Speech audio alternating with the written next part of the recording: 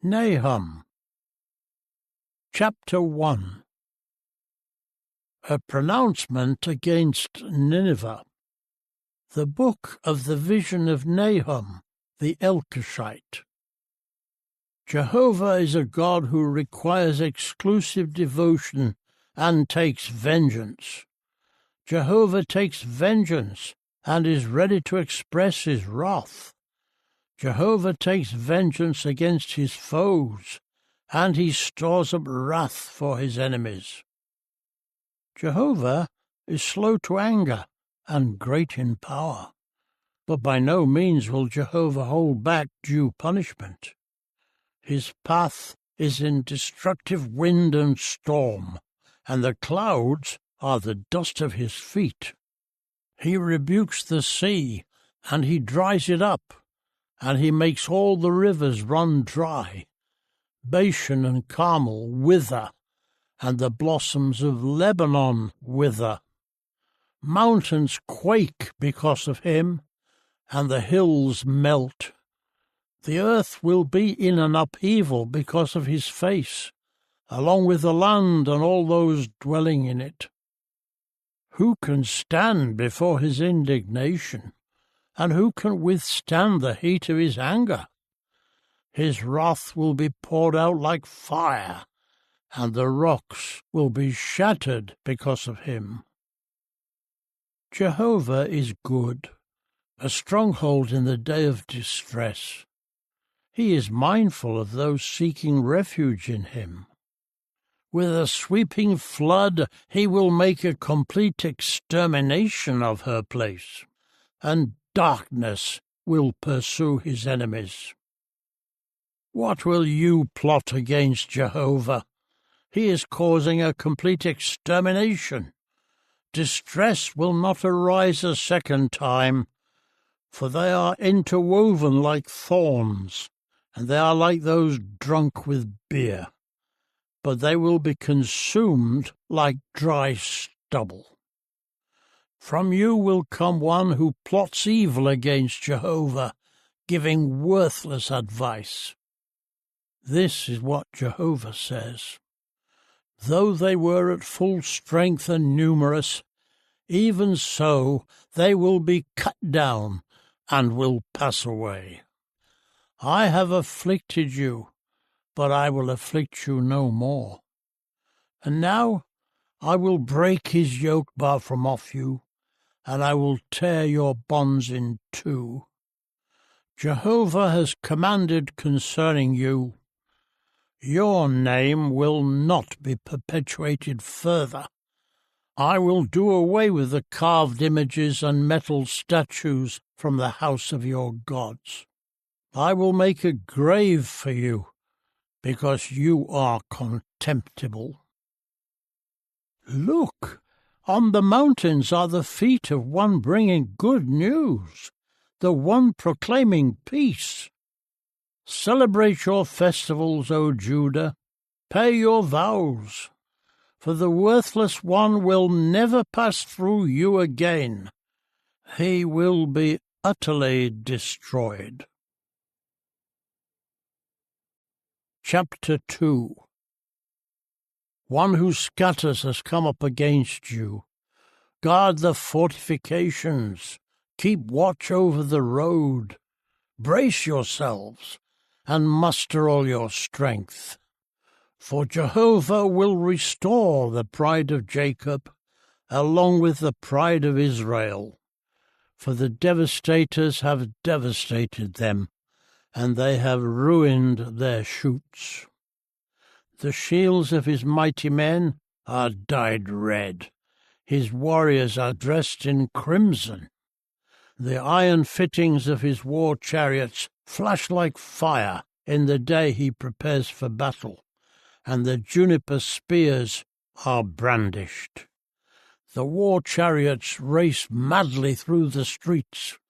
They rush up and down the public squares. They shine like burning torches and flash like lightning. He will summon his officers. They will stumble as they advance. They rush to her wall. They set up the barricade. The gates of the rivers will be opened, and the palace will be dissolved. It has been decreed, she is exposed, she is carried away, and her slave girls moan. They sound like doves as they beat their breasts. Throughout her days, Nineveh was like a pool of waters, but now they are fleeing. Stand still, stand still, but no one is turning back. Plunder silver, plunder gold. There is no end to the treasures. It is stocked with all sorts of precious things. The city is empty, desolate, devastated. Their hearts melt in fear, their knees buckle, their hips tremble, all their faces are flushed. Where is the lair of lions, where the young lions feed, where the lion goes out leading its cub, with no one to make them afraid? The lion tore apart enough prey for his cubs and strangled for his lionesses. He kept his dens filled with prey, his lairs with torn animals. Look, I am against you, declares Jehovah of armies. I will burn up her war chariots in smoke, and the sword will devour your young lions.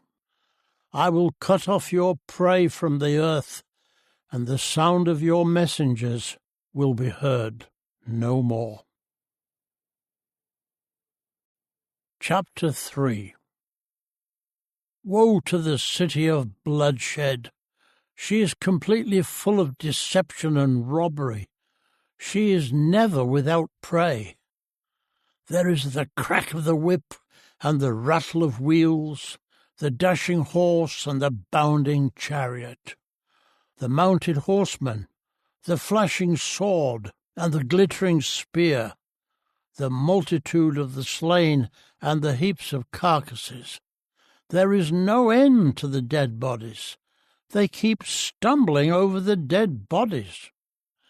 This is because of the many acts of prostitution of the prostitute. She who is attractive and charming, a mistress of sorceries, who ensnares nations by her prostitution and families by her sorceries. Look, I am against you, declares Jehovah of armies. I will lift your skirts up over your face. I will cause nations to see your nakedness, and kingdoms your disgrace. And I will throw filth on you, and make you despicable. I will make a spectacle of you. Everyone who sees you will flee from you and say, Nineveh has been devastated. Who will sympathize with her? Where will I find comforters for you? Are you better than Nahum, which sat by the Nile canals? Waters surrounded her. Her wealth was the sea, and her wall was the sea.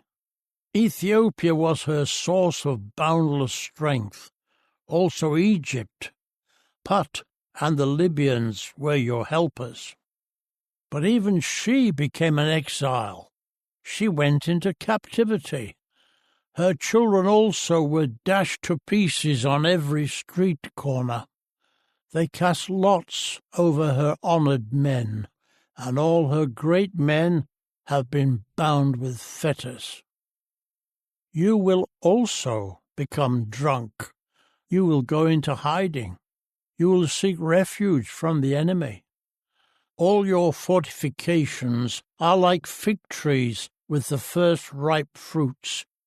If they are shaken, they will fall into the mouth of devourers.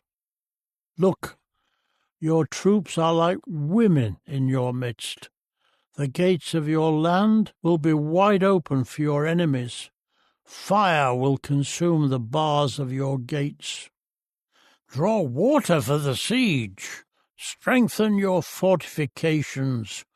Go down into the mire and tread the clay. Grab hold of the brick mould. Even there fire will consume you. A sword will cut you down. It will devour you as the young locusts do. Make yourself as numerous as the young locusts. Yes, make yourself as numerous as the locusts. You have multiplied your merchants more than the stars of the heavens. The young locust strips off its skin and flies away. Your guards are like the locust, and your officers like a locust swarm.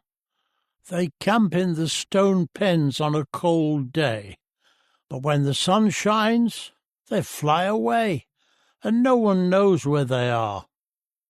Your shepherds are drowsy, O king of Assyria.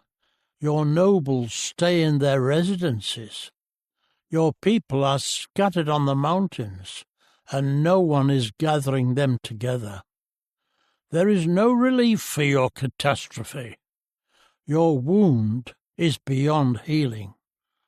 All those hearing the report about you will clap their hands, for who has not suffered from your relentless cruelty?